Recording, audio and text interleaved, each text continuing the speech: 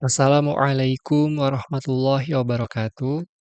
Halo semuanya, saya Evan Darmawan dari Develop Academy. Kali ini kita akan melanjutkan materi belajar C++. Pada video ini, kita akan belajar mengenai mekanisme function di C++. Sebelum kita mulai, kita buka terlebih dahulu software dev C++-nya. Lalu buat file baru menggunakan Ctrl+N. Nah, di file tersebut, tambahkan library IOStream dan fungsi utama berupa integer main agar program kita dapat berjalan dengan normal. Sebelum saya jelaskan kode yang ada di sini, saya akan coba jalankan terlebih dahulu untuk menampilkan hasilnya. Nah, kalau kalian lihat di sini, akan muncul teks nama person A, golongan darah person A, dan umur person A. Lalu ada pembatas, kemudian ada nama person B, golongan darah person B, dan umur person B. Nah, kita coba lihat kodenya. Di sini, kita masih menggunakan struct bio yang kita gunakan di video sebelumnya juga. Kalau kamu masih bingung terkait mekanisme struct, kamu bisa tonton terlebih dahulu video sebelumnya ya.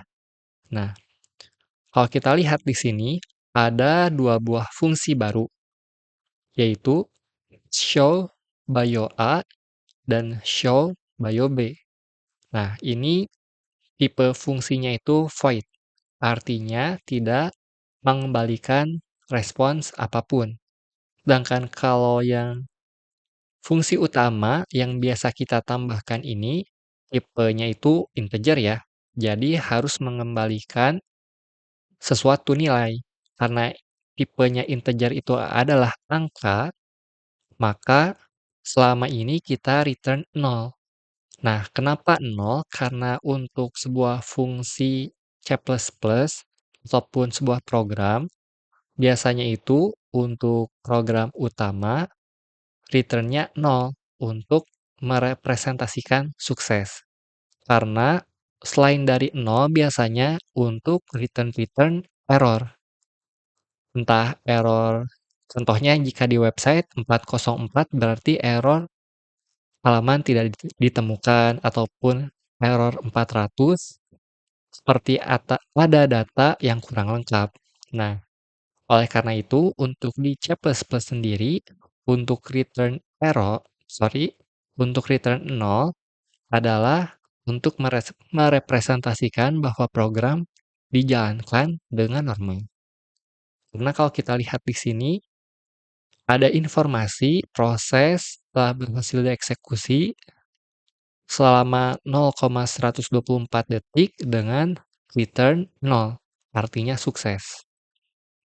Nah, di fungsi utama main ini, kita memanggil fungsi showBioA yang ada di atas, kemudian kita tampilkan sebuah pembatas berupa garis horizontal, lalu memanggil fungsi showBioB.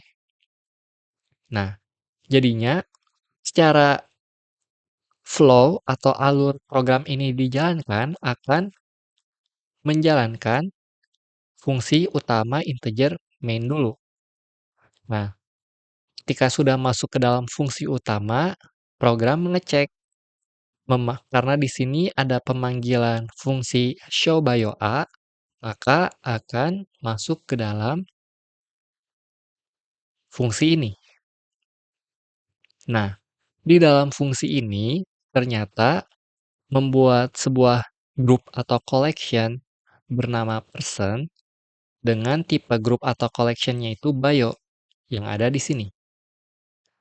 Nah, collection tersebut kita isikan nama, blood type, dan umurnya itu yang ada di sini, yaitu Efran 0 dan 27. Kemudian di sini juga kita coba langsung tampilkan nama, golongan darah, dan umur dari person A atau dari grup yang ada di sini.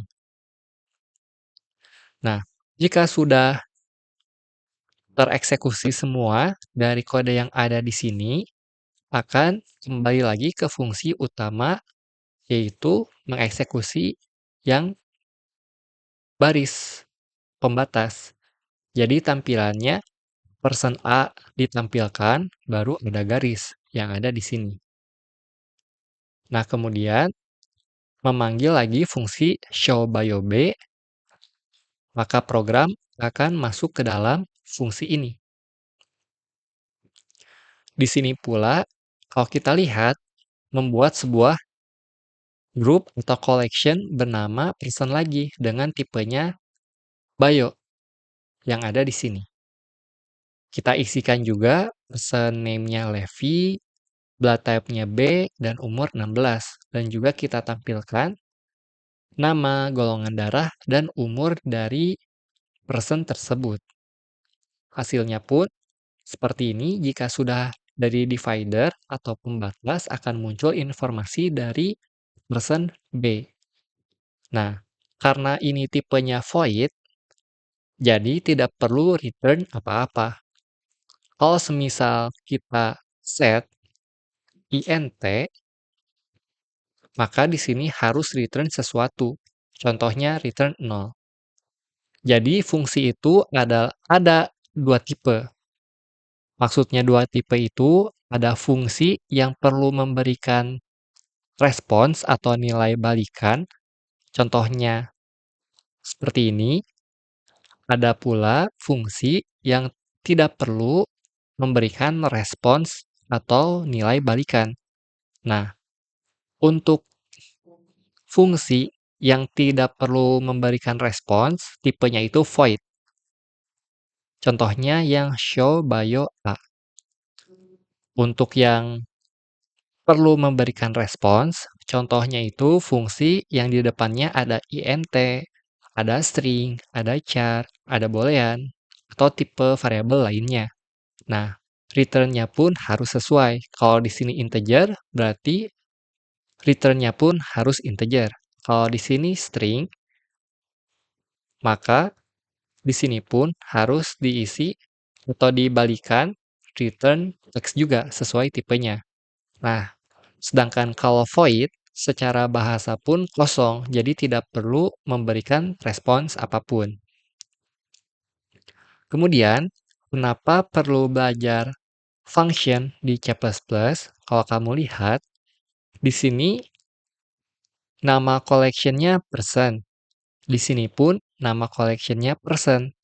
Padahal sama-sama nama collection-nya person, tapi hasilnya masih bisa berbeda seperti ini.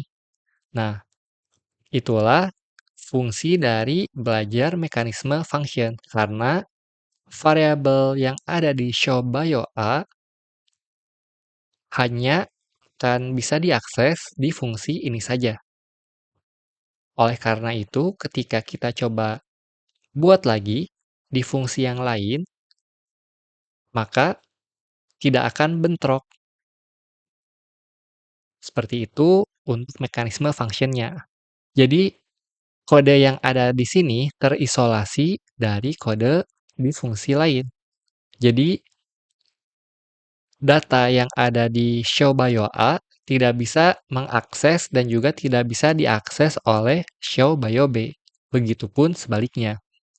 Jadi secara kode pun lebih rapi dan juga lebih clean terkait pengembangan program nantinya. Jadi tidak perlu banyak nama variabel A, B, C, D, tapi cukup seperti ini pun hasilnya sudah sesuai dengan ekspektasi. Nah, itulah materi dari belajar function di C++. Kalau kamu masih kesulitan atau ada kendala di bagian ini, kamu bisa sampaikan di kolom komentar YouTube ataupun di channel Discord. Kalau kamu belum ada pertanyaan, kamu bisa explore dengan tolong ganti struct yang ada di sini menjadi mata pelajaran dan coba isikan collection-nya di fungsi A dan fungsi B. Nanti sampaikan hasilnya di kolom komentar YouTube ataupun di channel Discord. Terima kasih dan semoga bermanfaat.